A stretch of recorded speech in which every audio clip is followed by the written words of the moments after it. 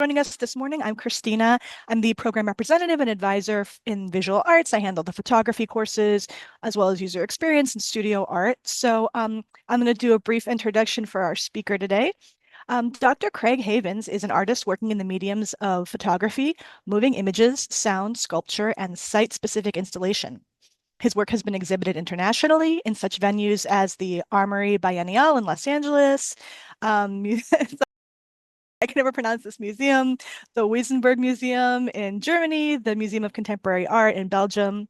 And he's also created award-winning imagery for numerous commercial clients, including Rolling Stone, Wired Magazine, Los Angeles Magazine, and many others. And Craig has been teaching in our program for many years, has been instrumental in helping us shape it.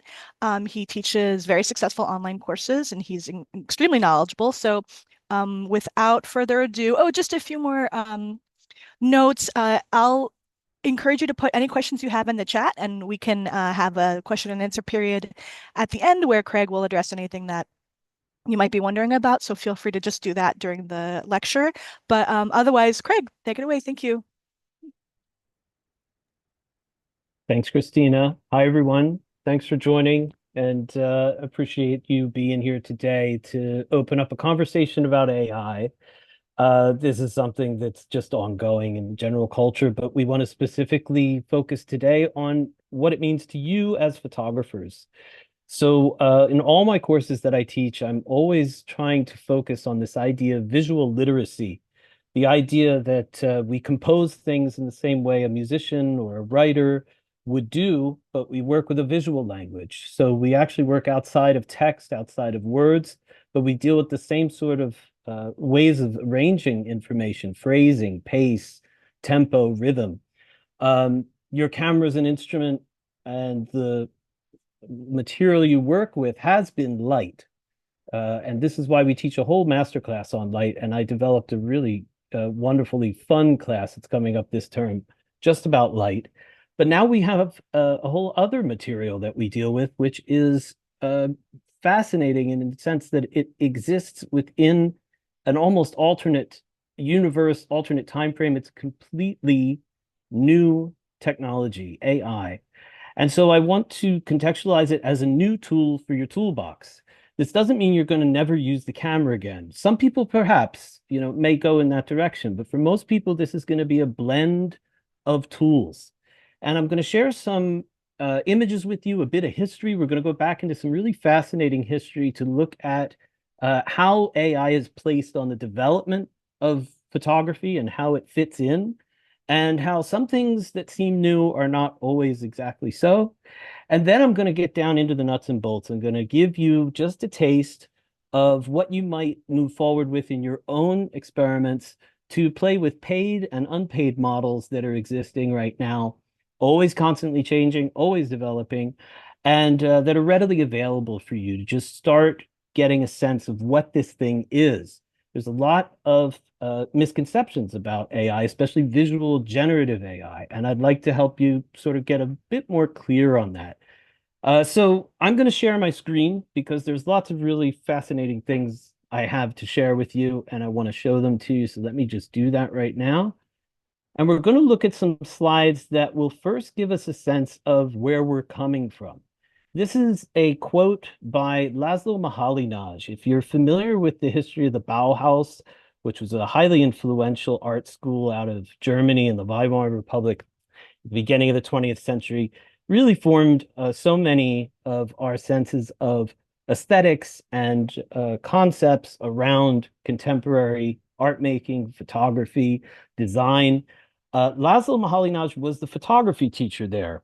And this was his quote, and it's a really prescient one. And he really understood the fact that we were moving into a time where creating images, whether through the camera or through pens or paper or paint, or as we are now through AI, was going to become the dominant way of communicating worldwide, internationally. Doesn't matter the language you speak, you can decode a photograph. And this is something that is just endlessly fascinating for me, in which we really delve into in all of my courses and give you the tools for how to, as a creator of images, not just a consumer, to use these tools to your advantage. because you have a greater responsibility now as a person who's creating images to use these tools effectively than you would if you were simply someone who's just sophisticated in the reading of images. So I really like to open with this quote. I think it helps us understand the fact that we are dealing with the dominant language of our time, and AI is the cutting edge of where that's headed. Certainly not without the fascinating developments that occur. This is the one you're probably all familiar with by now. This was and has become, even in theoretical circles where people are talking about the impact of AI, specifically on photography. This image of the Pope in a Balenciaga puffer jacket was really a kind of turning point where people went, wow, AI, it can make things look so convincing. And because this was a bit of humor and it wasn't so caught up in any really genuinely scandalous idea, it was kind of fun and kind of humorous. Everybody latched onto it. And so this was the moment where people really got a sense that things were getting serious in terms of AI and what it could accomplish in terms of visual language. But what began to be, I think, noticeable about this was that the things that convinced people that this could be a highly realistic, very convincing way of creating images were some of the tools and techniques that I'm going to introduce you to and get you thinking about today as photographers. And that, again, goes back to the basics. Light. Look at the light in this image. This is a very distinct type of light. When we talk in the lighting class about starting to understand and talk about light, we divide it into two very simple first distinctions, and that is hard light and soft light. And hard light has this characteristic of a very high contrast, very dark shadow, very sharp details being revealed. And this often occurs at the end of the day or the very beginning of the day when the sun's low on the horizon.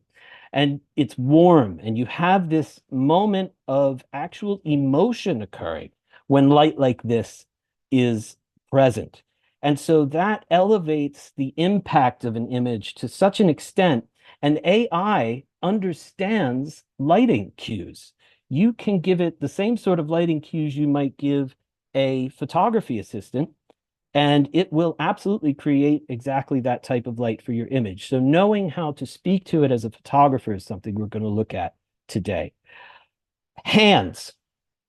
Hands are something that have always been a challenge for artists, going all the way back. If you look at some of the pre-Renaissance medieval paintings, you'll notice that heads and hands are all shapes and sizes and really wacky. So even the best artists of those times were still struggling with how to represent these hands. And it's no different with these entities that we've created, these AI entities. They are struggling with hands. They haven't quite gotten it yet. So when you have someone who knows how to work with these generators well enough and also to employ outside influence, including Photoshop, I'm going to give you a bonus video link that will take you to an excerpt from one of my lectures on how to incorporate Photoshop with AI. With all of these things combined, hands can become actually a convincing way of your AI image seeming to be reality. And we're going to mention that again as we move forward. But I want to now kind of give you an insight into the fact that what you may have heard happened at the very beginning of AI, these things that were happening at the very beginning, that you could just go on and do these things on these generative platforms, are now being narrowed. There's a lot of guardrails and guidelines being implemented for good and bad reasons. It's an ongoing debate, but it's not as easy as just typing into, this is Copilot, I'm going to introduce you to this AI, but typing in Pope Francis in a Balenciaga puffer jacket, white, you won't get that. It will give you this content warning. It'll say this has been blocked. It's flagged. We don't allow this. So more and more of these sorts of guardrails are being put into place for many different reasons. And that's a whole other side of this that we won't spend a great deal of time on today, but which I do like to bring up because there are some aspects of different AI models that impose on the copyright of original artwork and things like this. And this is all being worked out as we move forward. So it's an ongoing discussion in flux. It's something that I want to introduce before we jump in as well. But let's look back before we look forward very quickly. For those of you who are photographers and maybe a bit older, you remember this. Perhaps you might need to be quite old to remember this. And I'm dating myself, but I don't remember this one. I remember a couple a little further along. They're in the mid 90s. This is the evolution of Photoshop. And I bring this up because exactly what's happening now, with people somewhat, in some cases, losing their minds over AI, at least in terms of generative visual AI. You know, we're not talking about the broader field, but just how its impact is affecting photography. I went through my training in art school and photography training in the late 90s. And this was when analog photography was at its height. So you were learning film photography, but it was also when digital photography was beginning to come into its own and it had enough power in the computational side to start to rival film. And what I noticed was a lot of the people I was learning from were losing their minds because for a long time it had been that you could make a living as a photographer if you could just master this mystical process of going into a dark room and making an image appear from nothing. I mean, this was a total priesthood almost that people were a part of, and it wasn't an easy process. It took a lot of money to learn how to master and a lot of time. And so you didn't necessarily have to have the best ideas. You just had to be a good craftsperson and bring an image back. And what the advent of digital workflow in Photoshop, as well as the improvement of digital cameras, brought forward was that, you know, all of a sudden you had to start bringing really unique ideas to the table because the technology itself was becoming much more easy for anyone to pick up.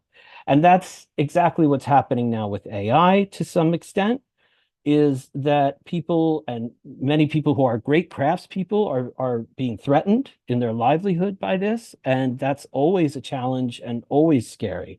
But on the flip side, it does challenge people to move forward with ideas and to become more creative. That's always sort of what the progression has been. And I'm going to go back even further to show this. So this is an image of sort of along the lines of the Balenciaga Pope for Photoshop era. Okay, when all the craziness was going on with Photoshop and the introduction of Photoshop, these were the images that were showing up. And this was one that was sort of definitive along the lines of the Pope image. For Photoshop, it's called Shark Attack. And all of a sudden, you were able to do these things convincingly. In the past, you could cut and paste, but tools of Photoshop were so much more subtle that people really became worried, you know, that what could you believe anymore? Could you really trust an image? I mean, anything is possible, misinformation. This was the debate back then. And this image sort of characterized that. It's kind of a famous image. There's a history of how this image came around and the impact it had. But I show that to take one last leap, one bit further into the past before we begin our look at AI, and that is to go all the way back to the beginnings of photography, really maybe about 50 years into the development of film photography, and to say that you've never been able to trust a photograph. This is an excellent body of work that was put together by David King. He's a wonderful scholar that's gone back and found a number of archives from the Stalinist era in Russia. And the commitment to erasing people that had fallen out of favor with the regime was so intense that once someone was decided to not be acceptable anymore, there was a decree made, and all the newspapers, all the archives, all the photographs that the government had control of were wiped. So there was an entire file of this commissar that was then gone back to retrospectively, and people with very good skills in terms of drawing and ink and paper could work on a large negative and fill in that space. And this is the title of his actual book is called The Commissar Disappears. And on the right, because people were so afraid of falling into the wrong side of things and getting caught up in perhaps reprisals against their political views, at home, they would do their own photo retouching of any party literature or newspapers that were still in their house, and they just scratch the face out, or they just completely black it over. So again, you even this far back, you had people that were highly skilled with these tools of retouching, be it Photoshop or AI, at the highest levels, and then people that just are playing around with it themselves for their own reasons.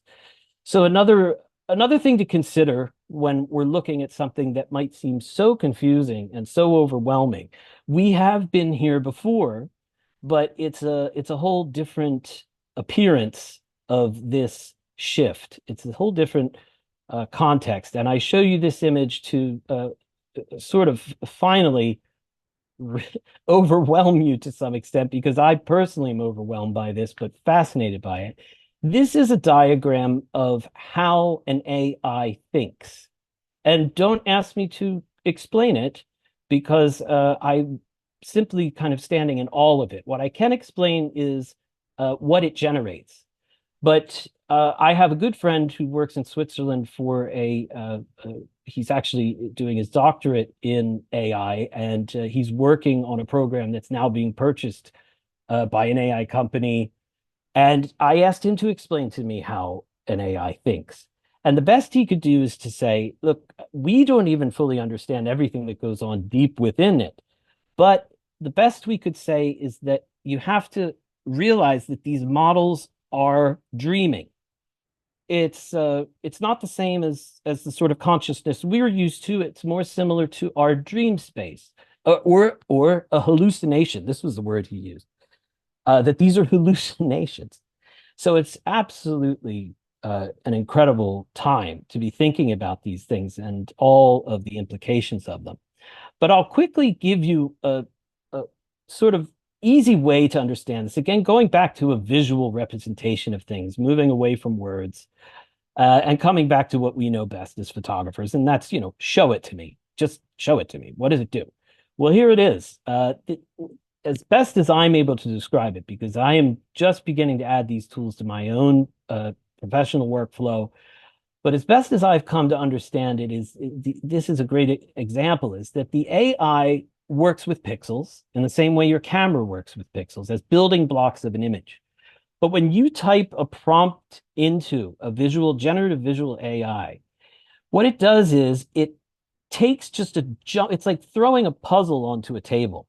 It takes a jumble of random pixels and it starts organizing them, shifting them around, moving them around until it starts seeing.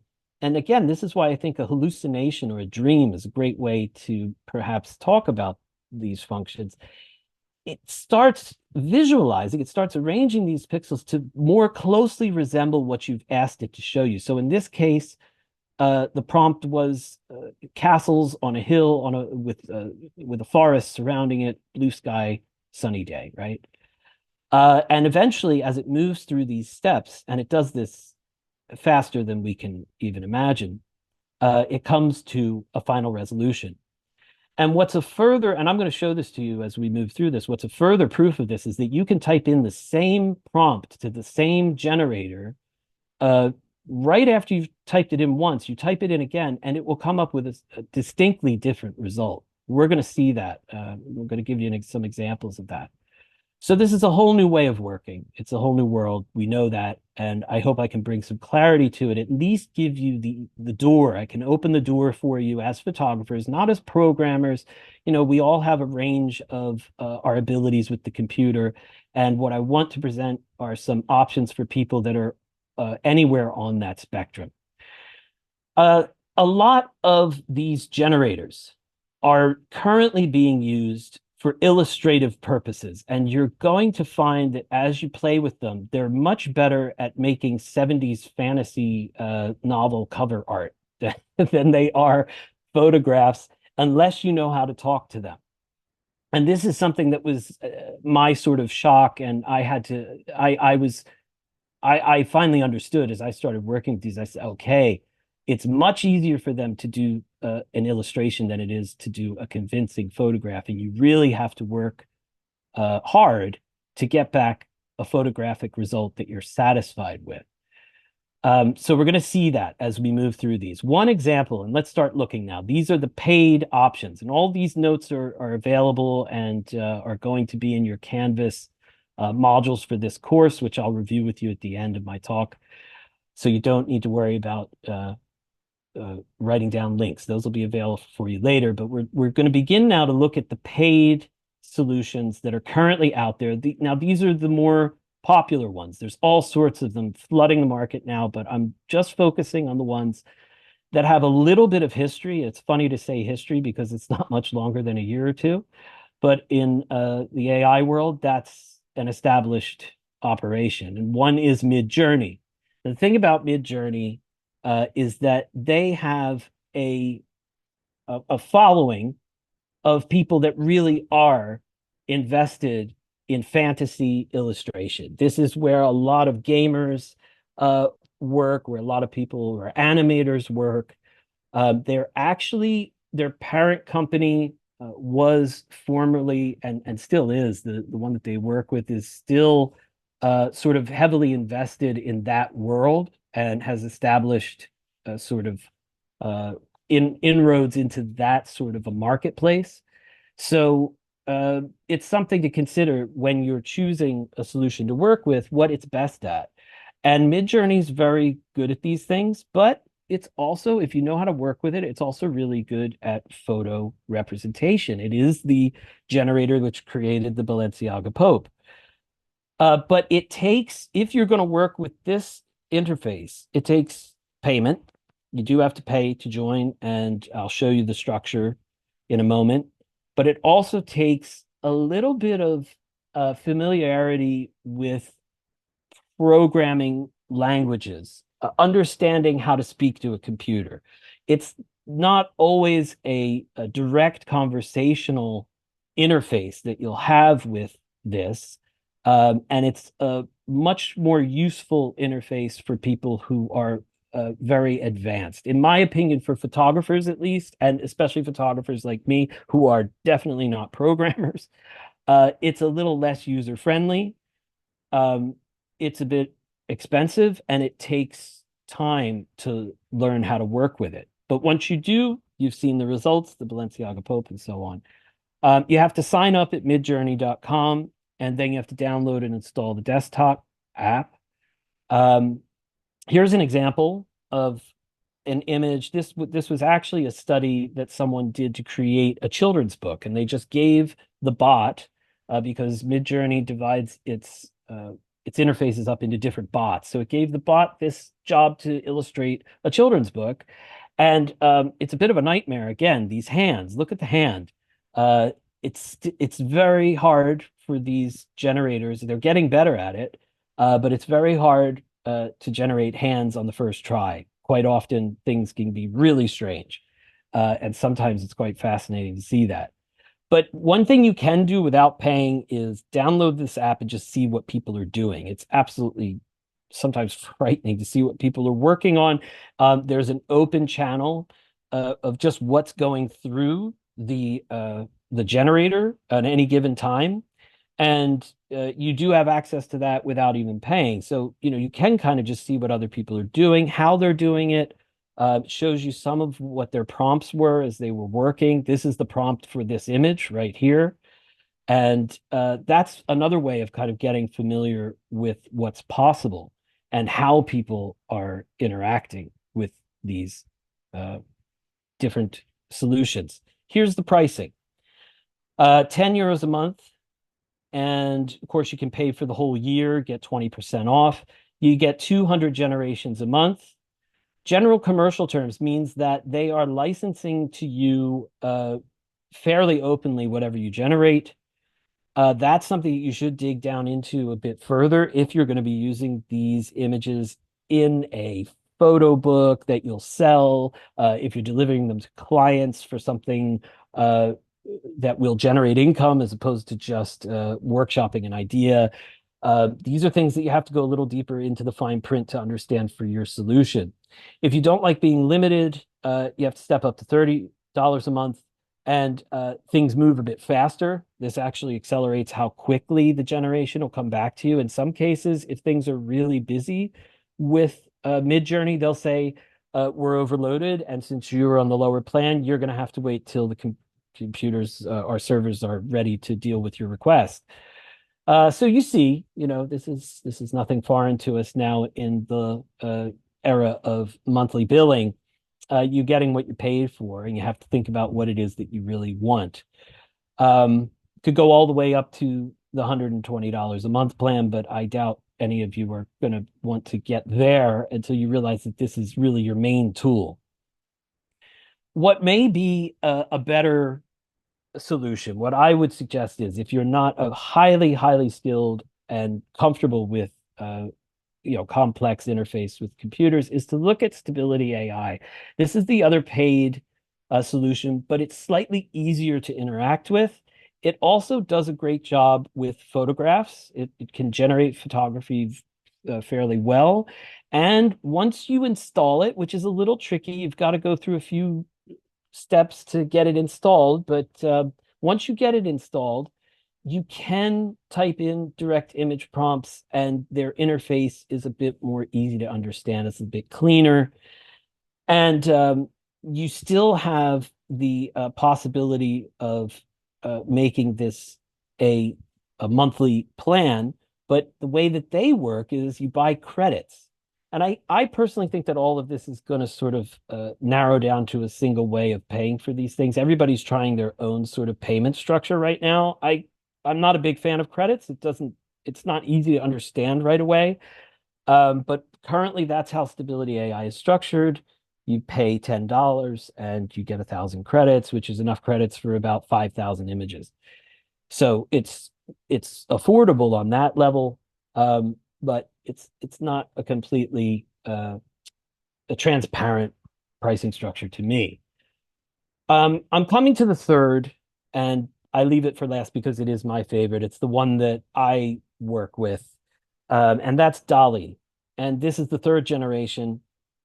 DALL-E is the development AI from ChatGPT. So if you're familiar, as most people are with ChatGPT, this is most people's first interaction, is to work with ChatGPT to work out a letter or an idea or these sorts of things. Everybody at this point has probably played with it.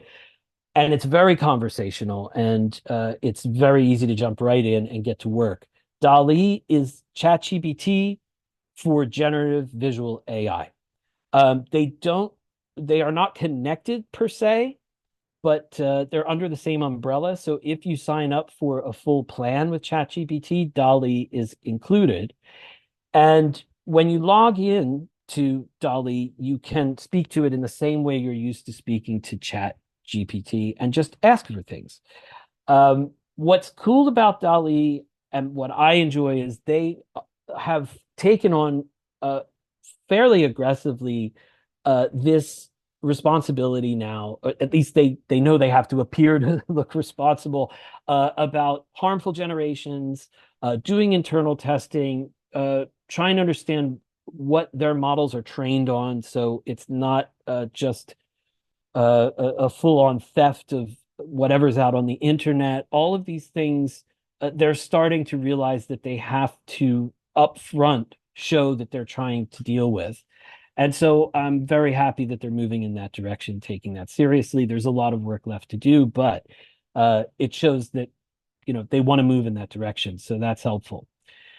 I'm showing you now how to possibly work with DALL-E. This is where I begin. When I work with DALL-E, I start with ChatGPT and I ask it to help me get started. I say, what I want is this idea. Can you write a prompt for DALL-E that'll get that idea even more clearly expressed? So in the same way, if you're a programmer, many programmers work with ChatGPT to actually write programming.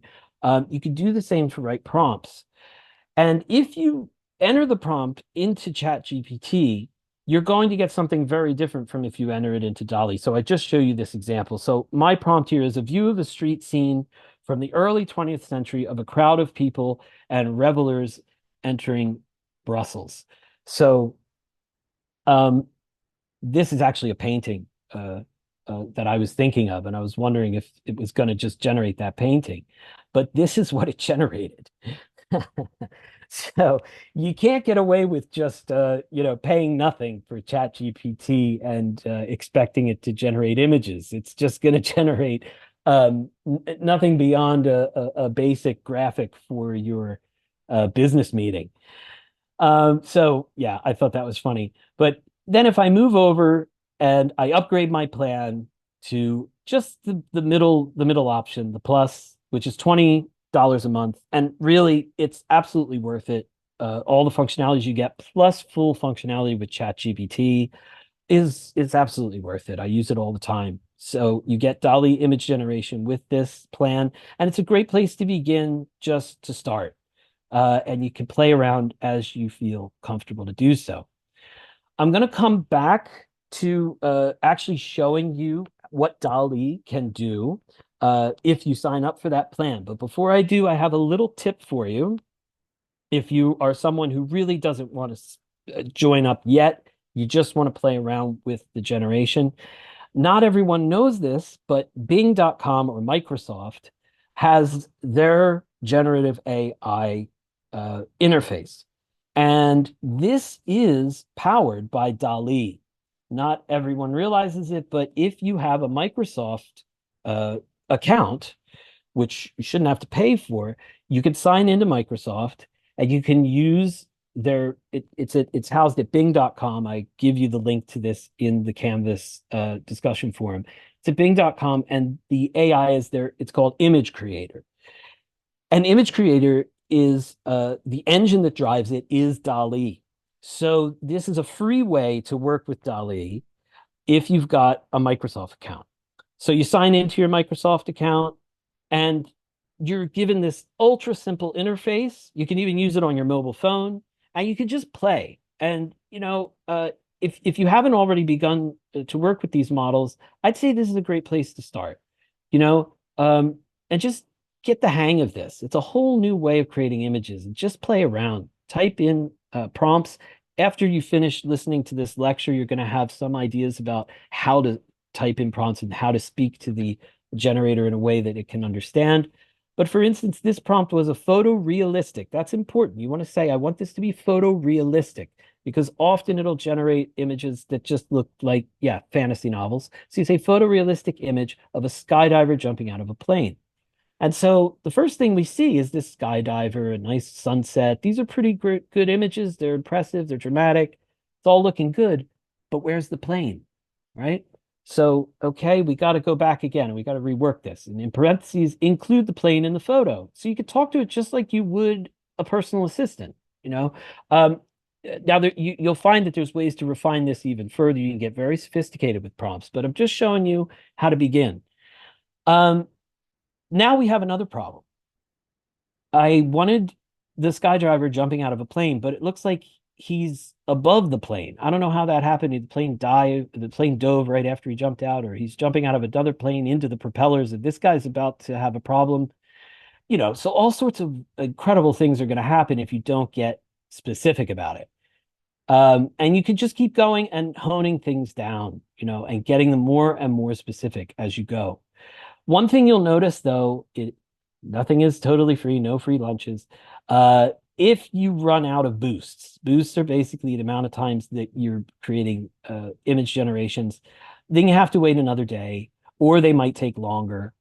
So they do start throttling your access if it's just a free access, but it's enough to get the hang of things and to see if you want to go further with the other options. Now, Google is the last AI generative visual model that I'm going to introduce to you. And I do this because they came late to the game. They've just introduced this, and it is, in my opinion, the best free option. ImageFX is its own generator. This isn't DALL-E. The engine is not someone else's technology. This is Google's AI running this.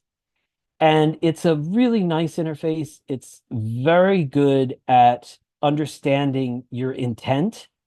And on the first or second try, really getting things pretty much in the ballpark of what you've asked, if you've asked correctly. So as I've said, if you want to ask for fantasy, that's never a problem for these generators. But if you want to ask for photorealistic, you've got to get specific, because here's one where even after entering photorealistic at the end and 35 millimeter film, and that's something ImageFX will do, is it'll sort of create these blocks of focused text that it is using as a sort of shorthand.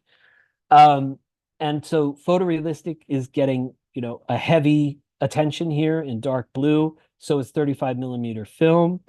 But even so, out there, the boats and the sky and all are looking somewhat convincing to me. But the foreground, the grass, the paths, they all look a little dreamy, a little heavenly, a little too perfect. And that feels a bit generated to me. So what I'm going to show you, and I'm going to show this to you when we look at DALL-E, is how to start communicating with the AI in a way that generates photographic results. Because if you simply ask for it in these ways, it'll return either what we just saw, something that's halfway there, or something that's very limited. Here we asked for it, and it could only generate 2 images that looked convincing. Telling it to do it in black and white is helpful because that often is such a photographic aesthetic that the generator is more able to deal and to create a convincing image. But what I'd like to do is kind of introduce you to what it's like to take a course. So if you feel that, after taking this short course, you want to move into our lighting class, you want to join me for the advanced photography course, where we actually spend a lot of time looking at these tools and others for advanced photography. These are classes that run asynchronously, which means you can access at any time the lectures and have an open discussion with your classmates. So I'm going to play now just a short excerpt from one of the lectures on generative AI. And this is a specifically useful insight into how to work with DALL-E to create effective photographic results. That's what we're going to look at next. And it's about a 10-minute video. And then I'm going to come back and I'm going to work with you directly to show you how to create generative AI in Photoshop. So many of you work with Lightroom, many of you work with Photoshop. In Photoshop, the most recent version has now introduced a generative fill. And this is a way which you can actually, if you're already paying for the Adobe Suite, you have access to generative AI through this tool. And I'm going to show you how to work with that after we look at the way of speaking to generative AI in a photorealistic way. So let's look at this video. This is indicative of what you would engage with if you were a part of one of our classes. And if you enroll in them, you have access to these lectures at any given time. So we're just going to take this excerpt to give you these insights, and then I'm going to come back and we'll wrap it up with a Photoshop demo. ChatGPT, you can go in and speak to it and say, listen, I want to create a prompt for DALL-E. Help me create a nice detailed prompt. And I got this prompt and I put it in, and I'm going to show you what we get from that. But first, I'm going to start with something very simple. I'm going to say to this that I want to see a seaside living room. And interiors and things that don't include people are very easy for these AI generators to create. They're all right angles. They can all very much be generated in smooth surfaces and very believable textures, cast shadows. This is a technology that's really been perfected in over the past few decades for special effects software as well as 3D modeling. So this is where they really excel. It's very easy to do. So I said here, can you help me generate the following image, a photograph of the interior of a modern seaside home living room with warm sunlight coming in and a view of the ocean out the windows. Again, one of the things, and this is my first tip for you if you're a photographer and you want to work with these tools as a photographer, think about light. I teach a whole master class on light. And if you can talk to the AI about light, then you can really create images that have a sense of presence to them, because they are ready to deliver that. They can certainly change light very into specific ways. So include the sort of light you want. You don't just say a nice interior of a seaside home. You say with warm sunlight or cool evening light, this sort of thing. So this is the image that it generated, and it did that very quickly. And then what you're able to do is to go in and select certain areas of it and to say, I'd like a change. Can you modify this? And it will give you different options. Once I had this option, you can actually go in and make a selection of a certain area of the image. And I selected the window, and I said, remove the plants on the beach outside. So you see these plants on the sand, and it was able to do that very well. So simply remove the plants.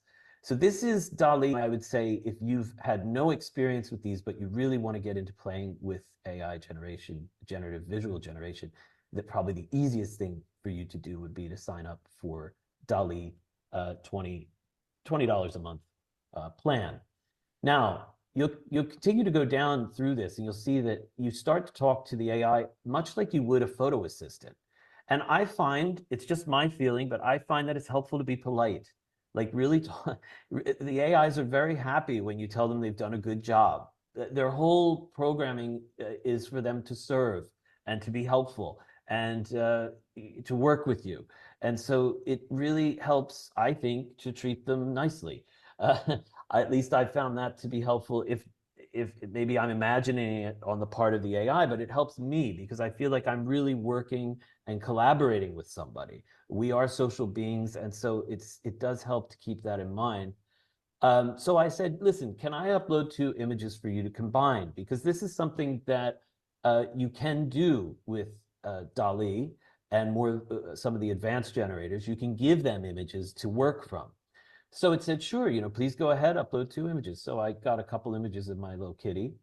And I said, okay, can you use the background of the first image and keep the cat on the background, but drop this cat from the second image into the foreground and make the foreground grass. Make it some green grass. Well, here's what happened. My cat became a cartoon character, and let me make it a little bigger here. And for some reason, there's a warped cannon. I don't know, like a 18th century cannon toy here. There seems to be a little gerbil, and I don't know what this animal is. So it's absolutely, like we said, these tools are hallucinating. They're in a dream state, and they will not often get things right. And it's very proud of itself. It says, here's the combined image with the kitten against the red curtain, the other kitten on the green grass lawn. Let me know if there's anything else you'd like.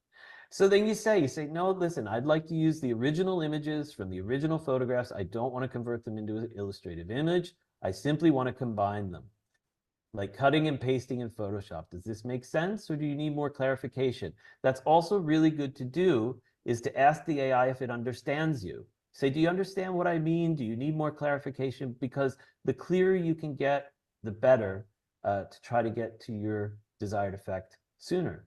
So it says, yes, thank you for the clarification. Let's proceed. And it goes through my points again, just to be sure that it understands. And it says, let's make new images, which it did.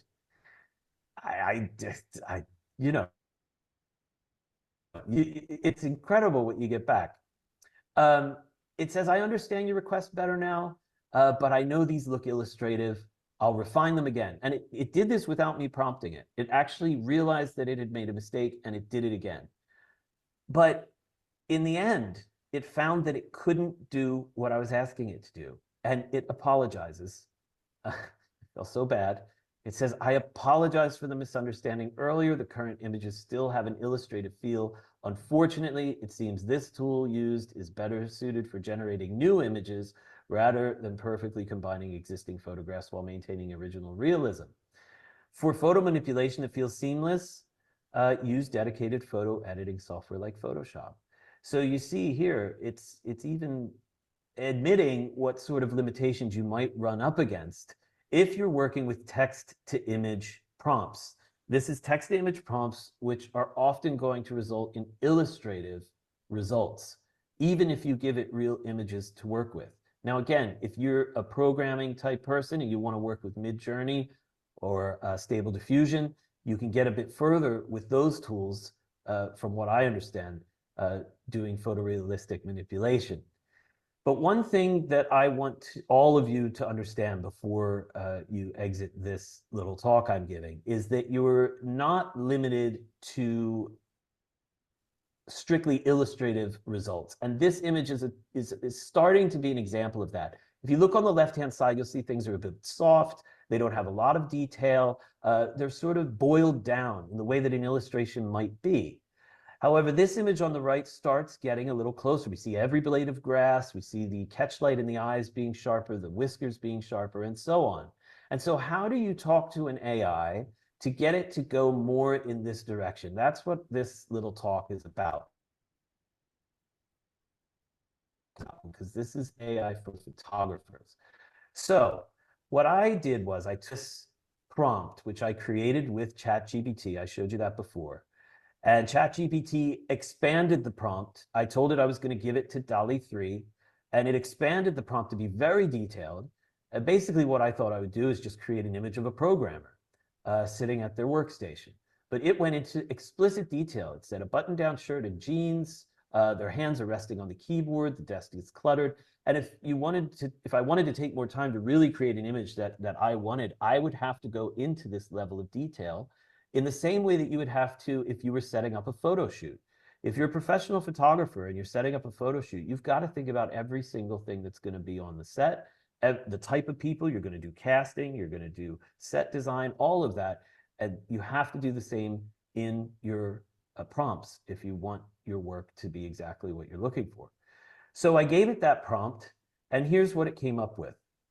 Again, it looks pretty good, but it's very illustrative, right? This looks like it could have been done by an illustration program. Gives a couple of variations.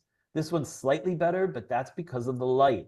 Again, if you can work with lighting prompts to create high contrast lighting, warm lighting, that kind of distracts the viewer slightly from the fact that this is a generated image. Not this one, obviously, we're all seeing that this is not quite there yet, but it helps. From this one, which very much looks drawn, to this one, that light really does help cover things up a bit. So I kept going further with that. And I thought, okay, let's refine it as if we are photographers. This is the trick I want to share with you all. If you are familiar with photography, if you're just getting started, or if you take Photo One, you will understand how to work with a camera. And these AIs know that, because a lot of the software that was already developed before AI for special effects and such absolutely had controls based on camera controls, because it's such a part of the history of image making. So I asked it to recreate this image as if it was seen through a Sigma lens, which is 85 millimeter at f1.4. This is a portrait lens. And we go into what all that means in Photo One, but you'll see what it means when I click on this. Your background falls off. You get a lot of defocus in the background. You get a lot of sharp focus in the foreground. And the eye is really almost alive. The hair is also much better. We have much more detail in the hair. But you have this fall off that people are familiar with in photographic images. This is the language. Again, getting back to this idea of the language of visuals. No words, but a way of reading that we have when we look at photos. And we see that this is a photographic image because it has this effect. So now we're much, much closer talking to the AI as if it understands photography, which it does. So then I thought, well, the other thing that we talk about in Photo One, after we talk about working with your aperture to create depth of field or to let depth of field fall off, is we talk about the shutter inside of your camera, what that controls, and that controls motion. So motion control is actually a way of adding to your image and giving it a sense of speed or a sense of movement. And so I started with a very high shutter speed here. I said, can you rethink this image with a 24 millimeter or wide angle lens at f8, which would give it a medium aperture, and then 1,000th of a shutter speed. So you'd have to be typing pretty fast for some blur, but it seems he is. because his fingers are a little bit blurred, but it's not quite enough for me. So I said, okay, great, but can you generate that exact same image, but change the shutter speed to 1/30th of a second? Well, here's what it came up with. I mean, my goodness, it looks like this guy is cranked out on coffee, going from computer station to computer station at light speed. But this is what you run into. You run into really funny things. And I told it, I said, you know, exact same image, but you could see it's not at the exact same image at all. It's flipped the perspective. And so often you have to backtrack, you know, and this is something that you'll find in working with this, but it's fun. It's a lot of fun, and it's really fascinating to do it. So this is what I did. I said, okay, with the same tip I just gave all of you, let me work with the light. Let me imagine that I'm there. I'm actually setting this up as a photograph. I'd set up a single softbox, and I tell it that. I say, using this selected image, and I went back. You see this little return arrow here? I went back up to the image I liked, this one. This was pretty good. And I said, let's start from this again. And I said, using that selected image, please add a single studio light with a softbox at 1200 watt seconds. This is the way that we talk about how much light is going to come out of the softbox. This is what we cover in my lighting class. From a high 3/4 angle coming from the right-hand side. And look at what we get. We're pretty close here. We're not completely photographic, but everything in this image is talking photographically. The lighting is the way that photographic situations would render. The fall off of focus is as well. The details of the eyes and the hair are also pretty good. I'm not happy with the skin. Skin's a bit waxy. And yeah, this guy still looks a little unhealthy, but well, maybe he's been programming not eating enough. But the sort of drawn effects of the face are pretty bad. Just for giggles, I'll show you. I skipped over it because it's kind of horrific. But at one point in this flow, it generated a frightening image of this guy. I mean, he should go home and get some rest here. So you have to just keep working through and thinking like a photographer. That's my advice for you, is to interact with this tool as if you're talking to a photo assistant. Okay, so everyone, I hope that gives you an idea of just how much work this could turn out to be. But let me show you a much shorter and less intense interaction with AI before we open it up for some questions here. This is Adobe Photoshop, and this is the newest version. And what's really wonderful about this is that they've made it very easy to introduce some generative AI into your workflow. So I'm going to show you very quickly how to do that. And there's also another asynchronous video lecture, a short bonus lecture in your Canvas interface, which you signed up for this course. It give you a sense of what it's like to log on and see these lectures that'll be a part of larger classes. And that runs you through this in a bit more detail. But I'm going to show you very quickly the results that you can get from working with this. So I've made a selection here in Photoshop of this area beneath this is my kitty, underneath him. And, you know, this dirt area, I think it would look nicer if it was grass, right? So I've made a selection of the area I want to affect. And once you do that, you just right click inside of the selection and you ask the AI, or hold on one second. You ask it to create a generative fill. Right click opens up this menu. Down here, we have this new feature, generative fill, which is visual AI. And now, after what we've talked about for this lecture, you're familiar. This is the prompt window, and this is housed inside of Photoshop. So what would we like to generate? Again, let's be specific. Let's say green grass with warm, hard light and let's make it daisies. What color? Let's say yellow. and then we click generate. Now take a moment. And the nice thing is it's always going to bring up a different tip while it's generating, so you can get to know this interface even better while you work with it.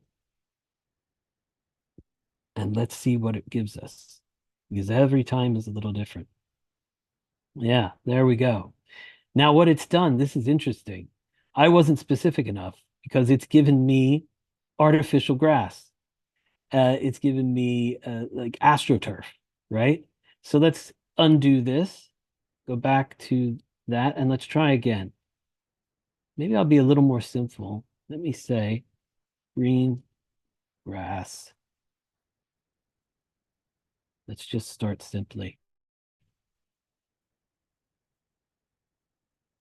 But you can get an idea of just how powerful this can be when you employ it in your digital workflow. And it's directly available if you have a subscription. There we go. This is a much more natural grass. That's closer to what I was hoping for. In the video that I give you, the extra video that's in the Canvas module, we go into even some more advanced ways of working with this. In Advanced Photography 2, which is coming up this term, we talk about different techniques in Photoshop for once you work with generative fill to then do things like smooth the edges, make it feel a little less cut out here on the sides. And we have an open discussion, an ongoing discussion throughout the course.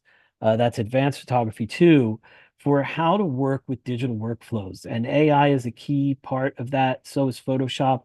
But we also introduced Lightroom. For those of you that haven't begun to work with Lightroom, Lightroom is an incredibly powerful tool for your digital workflow. And AI is just more and more becoming an integrated part of these programs. And so, to close out this very dense lecture and to give you a place perhaps to begin with your own experimentations, if you have Adobe Photoshop, this is the tool I would suggest you look at. In the short video in Canvas, I'll show you how to make an image like this. A bit more complex work to do a selection like this and to drop it out and then to write a prompt that gets you what you want. Just it's a whole new world and it's a whole new tool for you to add to your toolbox. It doesn't mean you're not going to work with a camera anymore. It means that you're going to have an expanded selection of tools to grab depending on what your concept and your idea is. And that's the main thing I want you all to remember, is that this is not something to be afraid of. This is something to play with and to see as a benefit for the work you're already doing. And that's really the conversation I'd enjoy starting and having with any of you that choose to join either the lighting class coming up this term or photography 2. And really expanding that with a great group of photographers that are already enrolling and with myself. It's a lot of fun.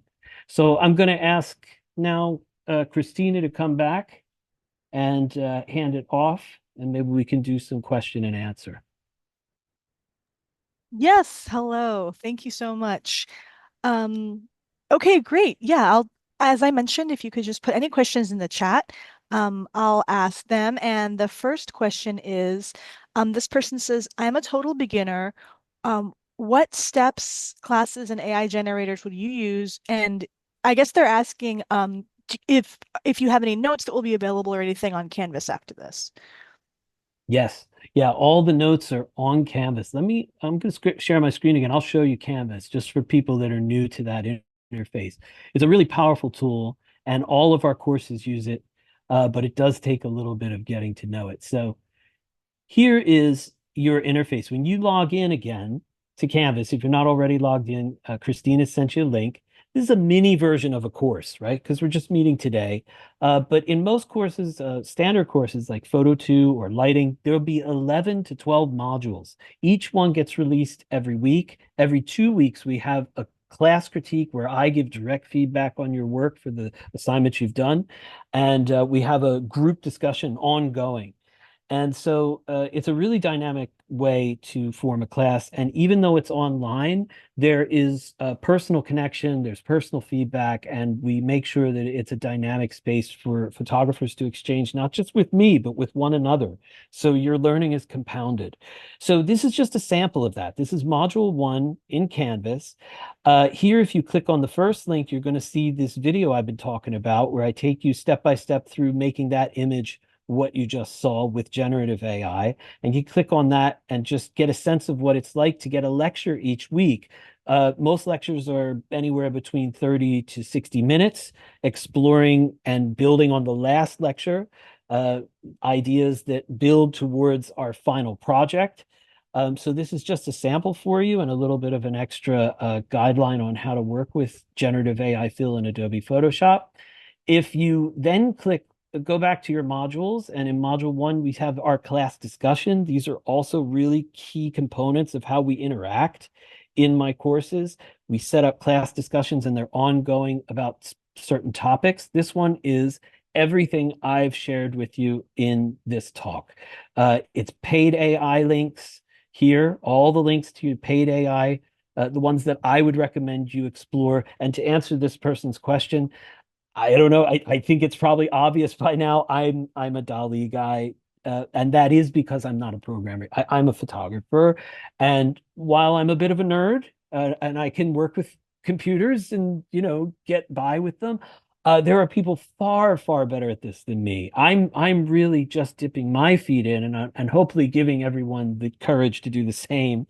And we're all kind of learning together as these technologies develop. But in my experience and what I've done up to this point, I'm really happy working with DALL-E because it just matches my personality. There are other people that are like, man, let me at Midjourney. I can completely program, no problem. And Craig, sorry, but you don't understand. Midjourney's better, and here's how you work with it. So it depends on your understanding and your ability to take on certain amounts of risk. I sound like my stockbroker. But yeah, then there's free access, right? Free access is even maybe if you have absolutely no experience, is an even better way to begin. And I would say start with Image Creator because that is DALL-E powered. It's a simplified version, but the engine that drives it is DALL-E. And so if you find that you're getting the hang of it and you like it and you want more functionality and you want more access, then you could say, okay, I pay the $20 a month to work with DALL-E. So all of this is in the Canvas interface. Be sure to go there. And I even give you, again, some review on how to think about speaking to these AIs, creative prompts and effective prompts to give them. And then at the bottom, you have a sample of what we do. We have this discussion forum. You can click reply and start a thread.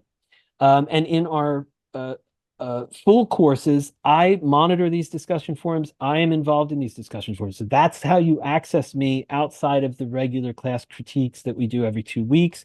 You have direct access to me as well as all your classmates in these discussion forums. So it's another way that you can kind of test that out, get familiar with it, see if you want to join us for lighting or photo 2 coming All up. right. Yeah, thank you so much. We have a couple other good questions. I just wanted to mention to everybody, since you brought up Canvas, everyone in the class will have access to the Canvas for 30 days after this lecture. So if you want to check it out, that's the window. I definitely encourage you to do that. Okay, next question is, I'm curious if there are any AI-driven programs that can help curate a selection of images from an SD card full of photos, for example, from a wedding, by identifying the best ones or grouping similar shots together. That's a great question. That's an excellent question. If there is one, please that you find, please post it in the class discussion because I'm not familiar with that. I use Lightroom and I use Adobe Bridge to organize large jobs. When I photographed a huge job, thousands of images, look in Bridge first. You can move things around like a puzzle. And it's really helpful because you can flag them and kind of organize them yourself very quickly. Personally, if there is a program like that, it kind of creeps me out because I wouldn't want to totally give that complete decision-making ability over to an AI because editing, and we talk about this in advanced photography, editing is your voice. You know, the image that you choose to keep or throw away or make brighter or make darker is how you form your voice. It's like putting together a sentence or composing a song.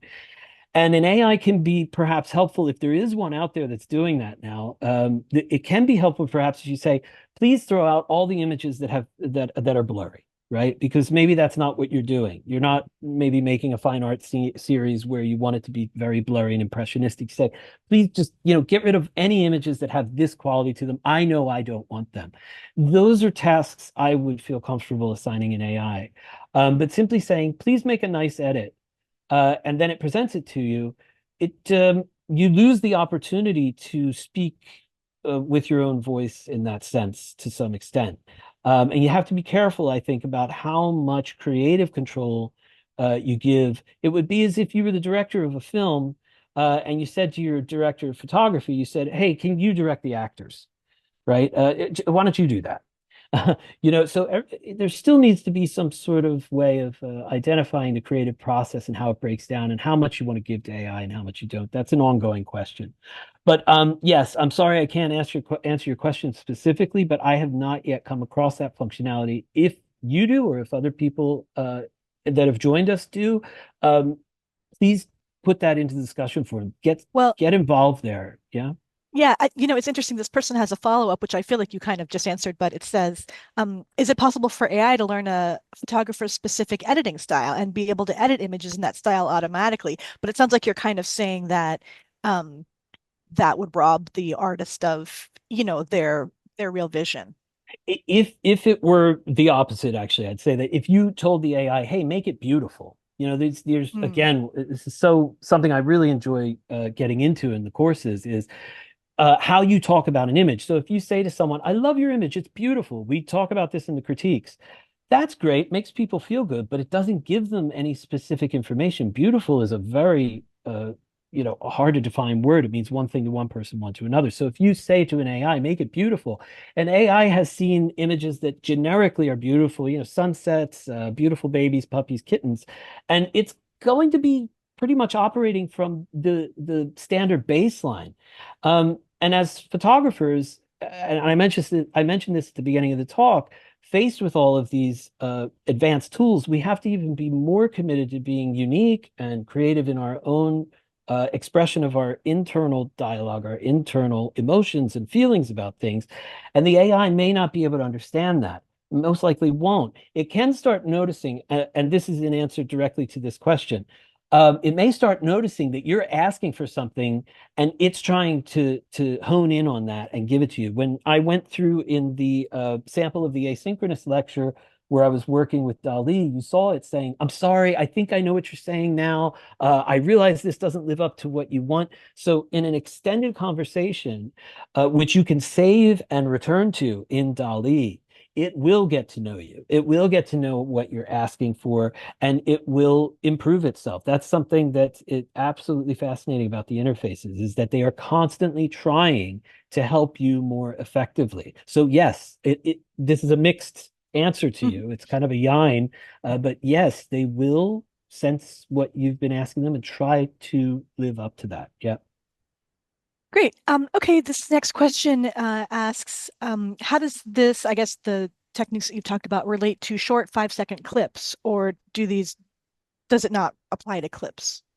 I guess they're asking if motion in terms of is working with involved video. Yeah. It's something that I am not yet involved with. In terms of AI working with video clips, that's something that I'm not yet working with. Some of my fine art work is video work, so I do have experience with video editing and these sorts of things, but most of what I do is still photography, and so I'm still trying to get a clear understanding that I can share with my photography students how to work with still images. But I would not be surprised at all if that is already an option in some of the generative AI video options that are out there.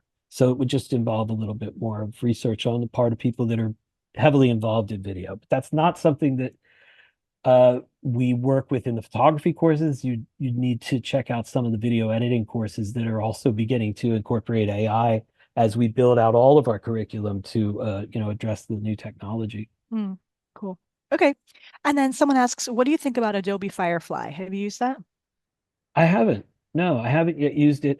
But from what I have heard, it's a good program, and it's a great way to also sort of jump in with both feet and start working with the technology. Because I kind of extensively work with Lightroom and Photoshop in conjunction with one another, there's a bridge between the two programs that you can establish. And in my courses where we look at Lightroom and introduce that to people as a workflow, we also look at how Photoshop blends with that. And Photoshop now brings along the same functionality that Firefly employs, because all of these are based on a certain AI generator that's been trained by the company. That's already woven into the Photoshop workflow, like I showed you with generative fill and things like that.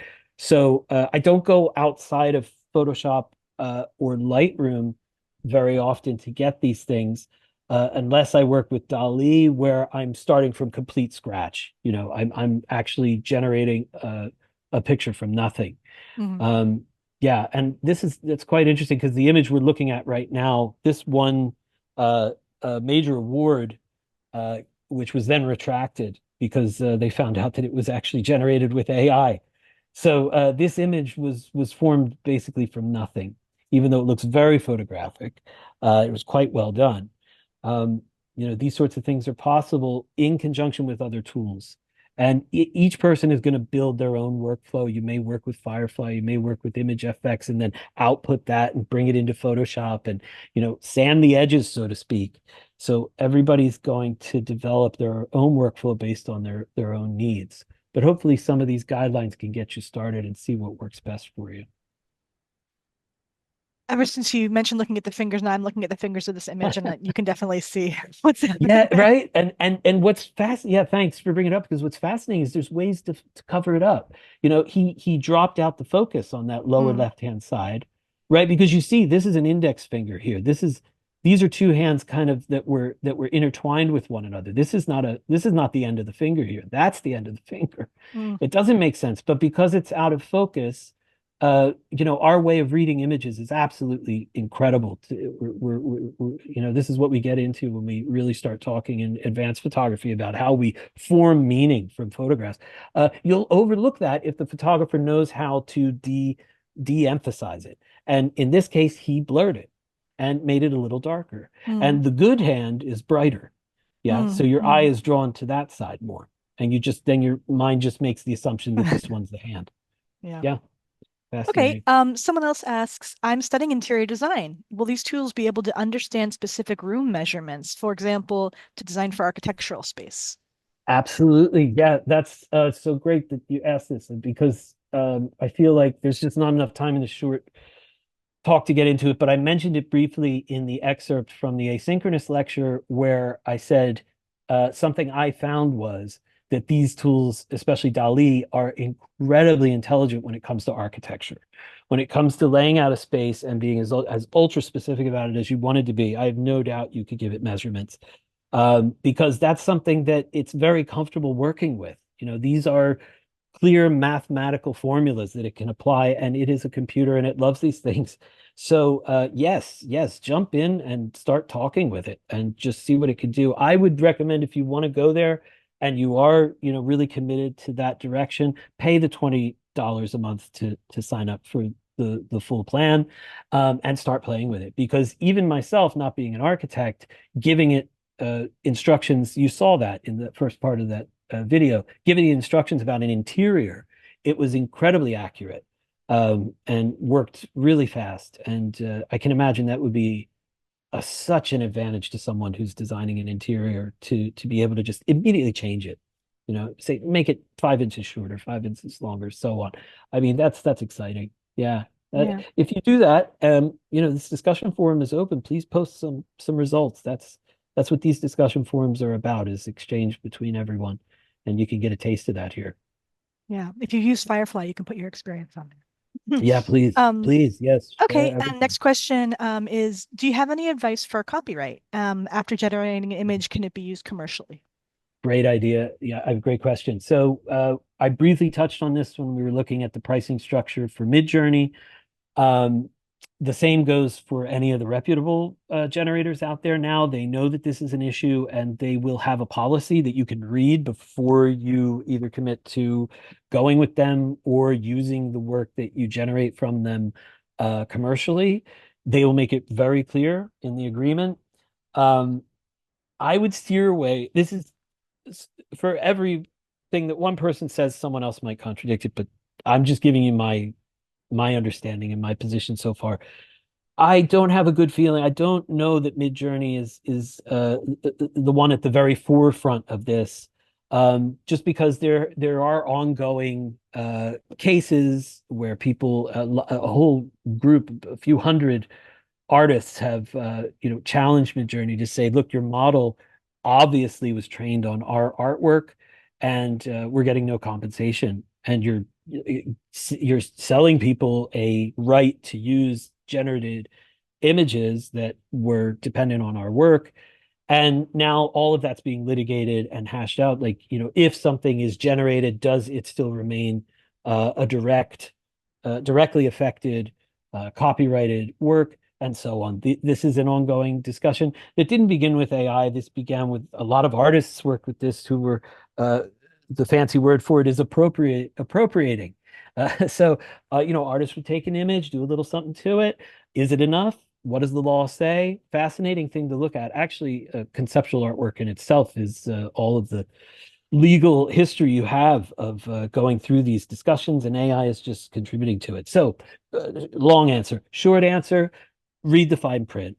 And I personally would have more hope and trust in working with DALL-E, because I can see that they know this is going to be an issue coming down the road. Well, it's already here, but it will continue to be an issue. And if they don't have a direct answer, and if they're not being disciplined about how they train their models, then they'll lose market share. So, yeah, check out DALL-E. They have a whole page and a whole fine print that you can read through to be sure that what you're doing is actually licensable and that you can work with it. But also follow, you just have to be reading about these things, reading the news, following these developments.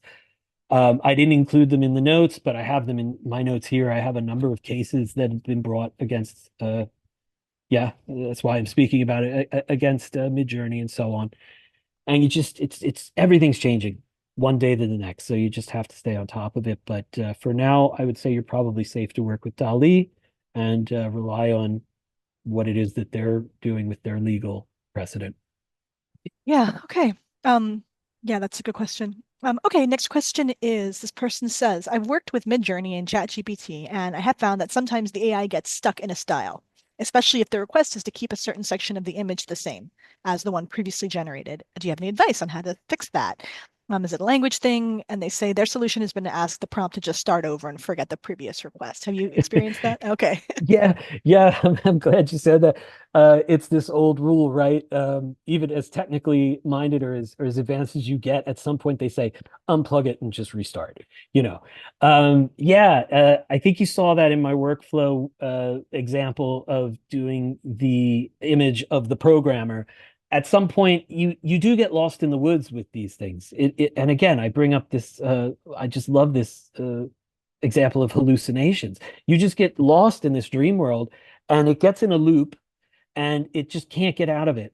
And so it's like walking through the woods. You see a path. You go, let's see what's down there. You go down, it gets narrower and narrower. It dead ends, and you go, okay, we turn around and go back up to where we turned off. We start again there, and we try another path. So you're doing the right thing. Technically, I'd say be sure you're following some of the basic suggestions I make in that I've found are effective in the course module, where you're speaking to them in a photographic way. You're saying specific lenses, you're saying specific settings of cameras, specific types of lighting techniques. And if you're not familiar with this language, join us with lighting, because that's really the building block that photographers work with. It's the only thing we have. Painters use paint, and sculptors use stone. We use light. And if you don't know how to talk about it in subtle ways that either people you're working with or AIs you're working with can understand, it's very hard to get them to give you what you want. So yes, visual language and speaking to them very specifically photographically is a technical tip that I would give you. You know, once you get into that loop, start over and then try to find a way to make it more of a photographic request as opposed to a general sort of storytelling idea. The more specific you can get, the better. Yeah, that's my advice. Okay, great. Someone asked me to put the lighting link in the chat, which I will do while you're Yes, answering the next question, which is sure. I'll bring it it's a up here. it's a follow-up. Oh yeah. I'll put the link in so people can just access it if they want. Right. Yeah, the follow-up question is that photographic language applicable from a design standpoint as well? Yes, definitely. Because if you're trying to generate convincing images that your client will understand and read, something else I'm always, bringing up to people who are not just, working with photography, but are visual uh, craftspeople, that everyone, even young children at this point, especially anyone born after the advent of the smartphone, are incredibly sophisticated visual processors. And on a level that's completely subconscious, they know how to read an image in a split second, in a scrollable second. So if you are not yourself being responsible for all the building blocks that go into creating an image, then that image is getting away from you in a sense. It's speaking without your input. So if you can learn a little bit about photography, taking photo one, or even just getting into advanced photography, if you feel like you've got control of your camera and you want to start getting into these ideas of speaking about and controlling the way you tell a story visually, this is really useful to you, even as a designer, even as someone that works in a field that's adjacent to photography. As we saw at the beginning, like Laszlo Mahali said, it is the new language. It is a universal language. And if you're a creator, you have to be able to speak effectively to all of the subtleties that build up to this split second that people use, everyone uses to read an image. So there's never a loss to understanding these things more deeply and incorporating them into your specific field. I have people in my courses that come from all sorts of backgrounds so that they can better understand how to communicate visually. And the quickest tool for that now are these tools: AI, photography, Photoshop, Lightroom. These are the dominant tools in our device-driven world to communicate to people. I love painting. I paint as well in my fine art practice. All of these things are relevant historically, but now most people in their hands, they're holding a camera. And if they're not holding a camera, they're holding technology that is based on the way a camera sees and the way it's now being called lens-based art or lens-based visual craftsmanship. So that is critical for everyone to understand, in my opinion. Great. Okay, yes, we have a few more questions. My question is, what is your cat's name? Hold on. Last cat was Bronco. This one is Otis, after Otis. Otis Redding, Oh, nice. in Okay, case you're great. wondering. Okay, Yes. and to follow up, this person asks, when you use an image of Otis to generate a new photo, does that image become part of the AI's library from which to draw new Oh, images for that's a someone else? great question. Yeah, right. Oh, what have I done to Otis? Uh, yes, some models will use the current work that people are entering into it to train themselves. That is done, definitely. And what's so tricky about all of this is not everything, and actually very few things are completely transparent because they're all uh, competing with one another, and everything is proprietary, and everybody's trying to get to the top of the hill with this. There's billions of dollars being invested. So, even if a AI says we don't train on this or that, you're basically taking their word for it. And it's like a cat in a bag, yeah, or it's like a cat in a box. You just don't know what it is till you open it, and if you can open it, you have to just kind of trust it. Unfortunately, that's the position we're in with this if you're not a developer. But like I say, this friend of mine who's at the cutting edge of this is also telling me there are aspects of this we just don't understand. And we're kind of setting it in motion and learning as we go, which is terrifying. But well, this is the nature of Mhm. discovery as well. Yeah. Okay, we have time for just a few more. This person would like to know for your Photo One course, is it solely digital? Because they learned on a darkroom. Right. Oh, I love it. No, it's not solely digital. I have people join with all sorts of cameras. Some people never worked with anything more than their smartphone, and for most of the class, they will continue to work with if that's what they're comfortable with. As long as you're working with a camera where you can independently adjust the aperture and shutter speed, that it has a manual mode available, that's the most important thing. Even if even if you don't have a camera that can do that, you'll miss a couple things when we cover manual exposure, but you can bring any camera you want to the class. And I'm so glad when people bring analog cameras because I have a long history with analog photography. I built numerous dark rooms. A lot of my personal work is film photography, and film photography informs everything about the digital process, which we also cover in depth. When we look at Lightroom, we have our first introduction for people that join Photo One with maybe no experience at all, and we look at working in just the basic adjustments in digital adjustments for images. They are based on the controls of analog photography. All of this has been carried over. And if you have that deeper history and understanding of analog photography, you're a step ahead. So you're not behind. Mhm. It's not you're not retrograde. You're actually jumping ahead in a way. You've got a firm foundation to join us. So please come, please join us for Photo One or even Photo Two, because if you already have control of the camera and you feel like you're pretty confident in that, Photo 2 is about applying that to creative practice. And that's where we really go much deeper into advanced post-production as well as development of photo projects, portraiture, street photography, landscape, and so on. Yeah. Okay, we just have one more minute. There's a couple few questions that sort of deal with that issue of your own image being used in the AI library. Someone asks if there are commands that can be given to prevent your image from being used. Mm. And then how would you use AI but also protect your own unique work? I'm not sure if there's more Yeah. information that can be given on it. Yeah. Yeah, yeah. What I would say is, and these are things I want to give people feedback that can be true at any given time. So what might be true today with AI may not be true in 1 hour from now. And what I have done when I've had these questions as well, I ask the AI and I say, because, the AI is very careful. It will make mistakes, but it will make them unconsciously. It can't, it won't lie intentionally. It will tell you things that are totally untrue, but it thinks they're true, right?